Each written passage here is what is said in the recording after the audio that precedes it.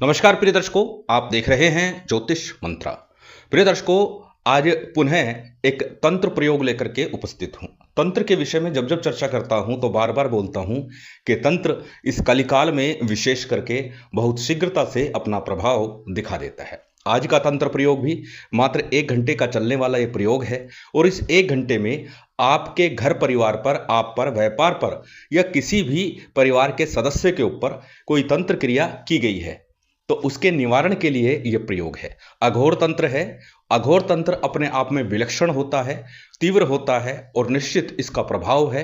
और यह प्रयोग कर लिया उसी रात्रि आपकी तंत्र क्रिया कट जाएगी, हट जाएगी, तंत्र क्रिया का समूल नाश हो जाएगा। प्रिय दर्शकों, तंत्र के लक्षण क्या हैं, किस प्रकार पता करें कि तंत्र प्रयोग हुआ है, इस विषय पे पूर्व में अनेक वीडियो में चर्चा कर चुका हूं कि अगर ये लक्षण आपके घर परिवार में दिखे, व्यापार पर दिखे या आपको स्वयं महसूस हो रहा हो तो ये लक्षण होते हैं कि कहीं ना कहीं हम तंत्र क्रिया के शिकार हो चुके हैं। पुनः एक बार मैं दोहरा देता हूं थोड़ा सा।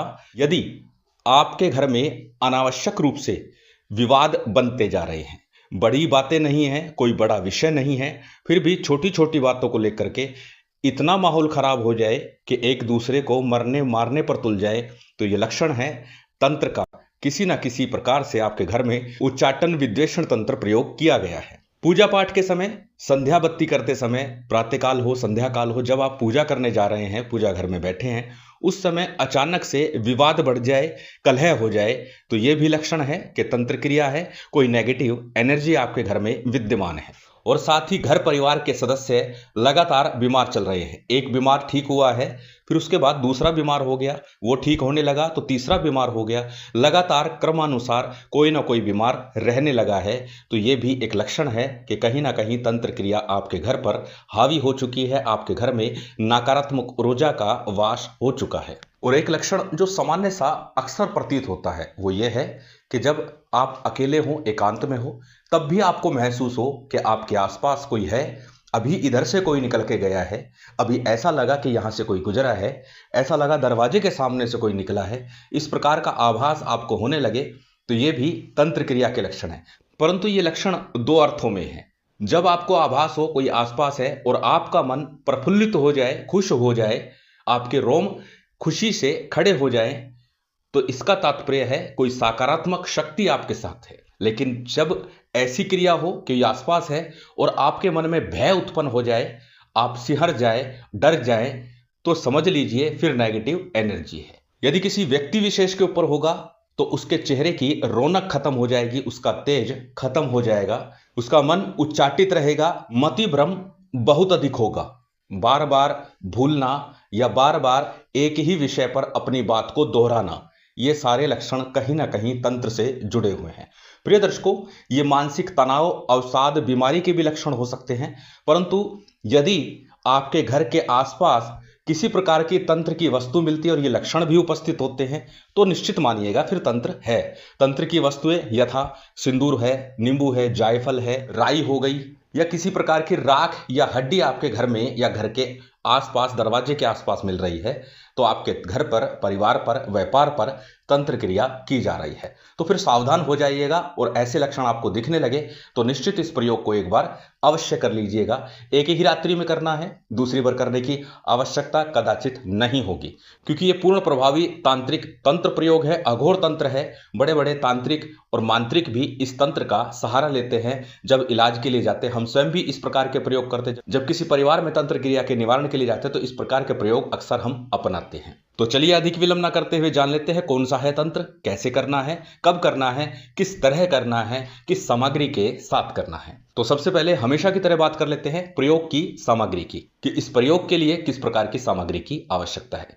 सभी सामग्री आपकी स्क्रीन पर है। प्रिय दर्शकों, इस प्रयोग के लिए सामान्य सी कुछ सामग्री है, बड़ी विशेष सामग्री नहीं है, कोई पूजा पाठ विधि विधान भी करने की आवश्यकता नहीं है। परंतु बार बार बोलता हूं, आवश्यकता हो अथवा ना हो, थोड़ा बहुत विधान पूजन का अवश्य कर लीजिए। इससे मन एकाग्र होगा, देव कृपा का सानिध्य प्राप्त होगा। सामान्य पूजन सामग्री के साथ में मुख्य सामग्री जो इस प्रयोग के लिए चाहिए, सामान्य पूजन सामग्री में अक्षत, पुष्प, धूप, दीप, नैवेद्य जो भी आप रखना चाहें, जितना आप लेना चाहें, आवश्यक कदाचित नहीं है। परंतु जो मुख्य सामग्री है जो इस प्रयोग के लिए आवश्यक है वो मैं बता देता हूं। स्क्रीन पर सारी लिखी हुई है। इस प्रयोग के लिए 1 सवा मुट्ठी काले तिल लेने आपको। एक तेल का दीपक होना चाहिए, सरसों तेल हो, तिल तेल हो, दोनों ही चल जाएंगे। जो भी व्यवस्था बन जाए वो प्रयोग कर लीजिएगा। एक साफ सुथरा बिना दाग का एक नींबू लेना है। रुद्राक्ष की माला लेनी है, प्राण प्रतिष्ठा युक्त हो, अत्यंत श्रेष्ठ। नहीं भी होगी तो इस प्रयोग के लिए चल जाएगी। श्रेष्ठ होगा प्राण प्रतिष्ठा युक्त ले। थोड़ा सा काजल लेना है। आसन वस्त्र की बात करें तो लाल या काले रंग के आसन और वस्त्र आप प्रयोग करेंगे इस प्रयोग काल के दौरान। संभव हो तो काले वस्त्र ही प्रयोग कीजिएगा। आसन भी काला हो, वस्त्र भी काले हों, चौकी पट्टे के ऊपर जो वस्त्र बिछाएंगे वो भी काला हो। काले की व्यवस्था नहीं हो पाती तो लाल वस्त्र का प्रयोग भी कर सकते हैं। और एक लोहे की थाली। अब लोहे की थाली आज के समय में उपलब्ध नहीं हो पाएगी, तो इसलिए स्टील की थाली आप ले सकते हैं। किनारे वाली थाली लेना जिसके किनारे खड़े हों, मुड़े हुए ना हो। बस इतनी सी सामग्री है। अब जानते हैं इस प्रयोग को करना किस दिन है। इस प्रयोग को अंधेरी रातों में किया जाना है। अष्टमी के दिन, चतुर्दशी के दिन, अमावस्या के दिन। चतुर्दशी शनिवार हो अत्यंत श्रेष्ठ होगा, अन्यथा अष्टमी, चतुर्दशी, अमावस्या किसी भी तिथि में इस प्रयोग को आप संपन्न कर सकते हैं। समय रहेगा रात्रि 10 बजे से 12 बजे के मध्य का, जो अक्सर बोलता हूं महानिशा काल होता है, तंत्र के लिए सबसे श्रेष्ठ समय होता है। अब जानते हैं करना कैसे है। जिस दिन भी आप यह प्रयोग कर रहे हैं, जिस तिथि में यह प्रयोग कर रहे हैं, अपने घर में एकांत कक्ष में दक्षिण मुख होकर के बैठ जाइए। अपने सामने किसी चौकी पट्टे के ऊपर काले रंग का वस्त्र बिछा लीजिए। उसके ऊपर आपको थाली रखनी है। थाली के अंदर आपको काजल से हुम अघोरेश्वराय हुम, हुम अघोरेश्वराय हुम ये लिखना है, काजल से लिखना है। इसके ऊपर आपको काले तिल रखने हैं। जो मंत्र लिखा है उसी के ऊपर काले तिल स्थापित कर दीजिए। काले तिल के ऊपर मिट्टी का दीपक रखना है। जो तेल का भरा हुआ है वो दीपक आपको स्थापित करना है। जब आप सभी तैयारी कर ले, उसके बाद में सबसे पहले शुद्धि आचमन कीजिएगा। शुद्धि आचमन करने के बाद में दीपक प्रज्वलित करके संकल्प कीजिएगा। संकल्प में अपना नाम बोलिएगा, गोत्र बोलिएगा, उस दिन का तिथिवार नक्षत्र बोलिएगा। उसके बाद अपनी कामना बोलिएगा। अब यहाँ पर कामना निश्चित है, तंत्र मुक्ति के लिए आप प्रयास कर रहे हैं तो कामनाएं बोलिएगा। मैं मेरे परिवार के लिए, व्यापार के लिए, हर प्रकार की तंत्र क्रिया से मुक्ति के लिए ये प्रयोग संपन्न कर रहा हूं।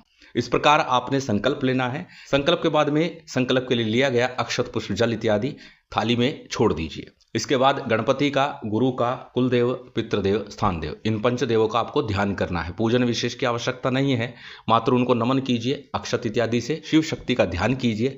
अक्षत इत्यादि से जो भी सामान्य सी सामग्री है उससे पूजन कर लीजिए और साथ ही भैरव जी का ध्यान कीजिए। और उसके बाद में प्रयोग आरंभ करना है। करना कैसे है? सबसे पहले गणेश जी का, उसके बाद गुरु मंत्र का। एक एक माला हो तो एक एक माला जप कर लीजिए, अन्यथा 11-11 बार गणपति मंत्र का और गुरु मंत्र का उच्चारण कीजिए, ध्यान कीजिए। और उसके बाद में इस मंत्र का आपको जप करना है। मंत्र अत्यंत सरल छोटा सा मंत्र है, आपकी स्क्रीन पर है। स्क्रीनशॉट ले सकते हैं, किसी कॉपी नोटबुक में नोट कर सकते हैं। मंत्र को एक बार बोल करके बता देता हूं। मंत्र इस प्रकार है। हुम हुम अघोरेश्वराय तंत्र बाधा नाश्य नाश्य हुम हुम फट। हुम हुम अघोरेश्वराय तंत्र बाधा नाश्य नाश्य हुम हुम फट। इस मंत्र का आपको दीपक की लो पर त्राटक करते हुए, यानी दीपक को आपको देखते रहना है। मानसिक रूप से ध्यान चिंतन ये कि जो भी मेरे घर परिवार पर तंत्र क्रिया है, व्यापार पर है, या जहां भी जिस भी प्रकार की आपको लगती है, जो आपका मन में है, उसका ध्यान करते हुए दीपक की लो पर पूर्ण एकाग्रता के साथ ध्यान करना है। और ऐसा मन में विचार करते हुए ये भगवान शिव की विशेष कृपा से मेरे परिवार में सुख शांति बन रही है और ये तंत्र कट रहा है, ऐसा आपने निश्चय करके मंत्र का जप एकाग्रता के साथ करते रहना है।